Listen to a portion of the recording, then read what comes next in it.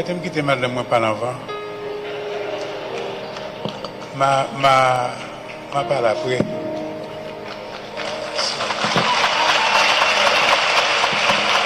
Merci. Merci Lionel. Et moi, remercie tout le monde qui est là, qui vient célébrer la vie Lionel aujourd'hui. La vie. La vie Mika, je dis. C'est la vie Mika. Et moi, remercie Gabi, petite moi, que je suis tellement fière de lui. Parce que Gabi, c'est un vrai héritier de papa, c'est même gentillesse, là, c'est même sourire, là, c'est même joie de vivre. Là. Et moi, remercie tout Vanessa, parce que moi, songe Lionel, ma prends parole dans mes Lionel, si Lionel te dit, Mika, où joignez, il faut ça. Et réellement, 3 ans de bonheur, ça, que Mika passe avec Vanessa, moi, je remercie pour ça. Avec toute famille. Alors, je vais partager un message avec vous que je vais dire en français. Ça m'est venu en français de tout mon cœur. Le français, c'est aussi ma langue. Mais c'est un message pour moi qui est très important à partager avec vous aujourd'hui. Et beaucoup de personnes s'étonnent de ma sérénité, de mon courage. Je suis la première à m'en étonner moi-même. Et je veux partager avec vous le pourquoi de ma sérénité. Après ma foi en Dieu, parce que je sais que Dieu m'aime, Dieu ne veut rien de mauvais, ni pour moi, ni pour ceux que j'aime. Mon courage vient aussi de ce que je comprends du départ de Mika. Parce que pour moi, ce qui s'est passé, c'est pas quelque chose de... Je ne veux pas dire que c'est pas quelque chose de normal, mais il faut comprendre ce qui s'est passé et je vais partager avec vous ma compréhension. Mais pour ça, je vais m'adresser à Mika. J'ai envie de lui parler. J'ai envie de lui parler devant vous. Parce que je sais qu'il est là, qu'il nous écoute. Et je veux devant vous tous partager quelque chose avec lui. Mika, ton départ dans l'au-delà, dans le royaume de la lumière où tu te trouves déjà, nous obligera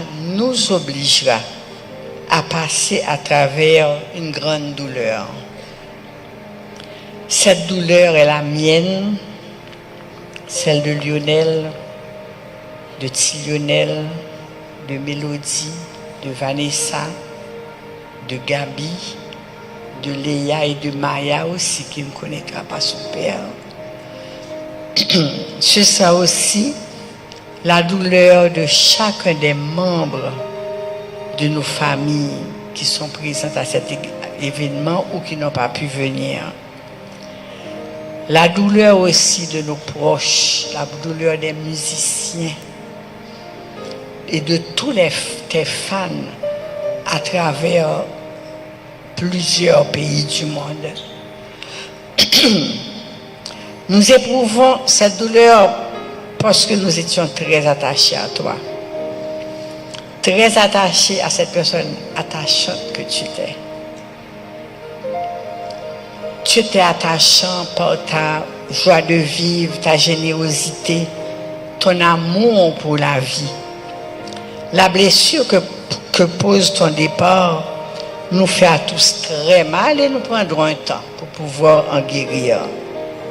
Cependant, ta mort ne marque pas ta disparition. Ta mort, c'est le départ de ton corps. Tu es libéré de ton enveloppe corporelle et actuellement tu es épanoui. Tu te réalises maintenant dans la lumière. Tu es encore bien vivant près de nous par l'amour que tu continues à nous donner à chacun, par les rêves, par cet idéal que tu nous as légué. Nos liens avec toi demeureront à tout jamais à travers ces rêves, ces projets que tu as glissés dans nos cœurs pour ta famille immédiate, pour ta musique, tes projets sociaux, etc. Je suis si triste de ton départ. Cependant, Dieu me donne et me donnera la force de supporter ton absence à travers ton amour et celui que nous recevons de nos amis à travers tous les messages quotidiens dont nous sommes chacun comblés. Ma force à moi me vient particulièrement des dernières conversations que nous avons eues régulièrement, toi et moi, pendant ces dernières semaines, ces derniers mois, où tu m'exprimais ta souffrance, ta colère par rapport à toutes les injustices de ce monde dont tu étais profondément conscient. La situation de notre pays, la méchanceté des messages circulant à travers les réseaux sociaux, l'inexistence d'un système de droit d'auteur privant les artistes haïtiens d'une richesse à laquelle ils ont droit. Tu me disais tout le temps, maman, droit d'auteur qu'a rapporté à Haïti, plus l'argent parce que tourisme. Tu me disais ça tout le temps. Tu as mordu à la vie à pleines dents. Tu avais des conversations animées, passionnées, sans fin, avec plusieurs personnes sur chacun de ces sujets. Et je te revois dans ton téléphone. Tu ne t'asseyais pas, tu marchais, tu courais en train de parler à tes amis et discuter de ces sujets avec eux. Et tu te sentais impuissant à réaliser tes idéaux. Mais je sais qu'au dernier jour de ta vie, tu avais atteint une certaine sérénité. Tu avais clairement défini les actions que tu avais à accomplir. Et je sais que tu t'étais libéré quelque peu de ce sentiment d'injustice qui te ravageait. Je sais qu'un des projets qui, comme moi, te tenait à cœur était qu'Haïti retrouve sa paix.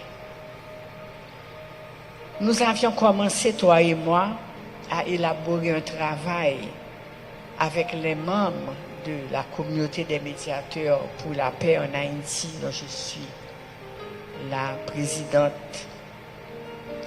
et qui lance des programmes créés par Martine Libertino. Nous étions loin. J'avais rendez-vous avec toi le mardi du cyclone à Tempa. On devait terminer ce plan. Et tu m'as dit ce jour-là, ah, maman Bada, éducation pour la paix, non? Je suis en train de sécuriser ma famille. Mais sache, Mika, je dis devant tout le monde que j'irai au bout de cette action. Mika, tu n'es pas mort. Tu n'es pas mort parce que nous allons découvrir un sens à ton départ. Tu n'es pas mort, Mika, parce que nous avons déjà, plusieurs d'entre nous, des actions concrètes à poser pour perpétuer ton existence. Tu n'es pas mort parce que ton fils vient d'annoncer qu'il va faire une fondation pour Mika Béni.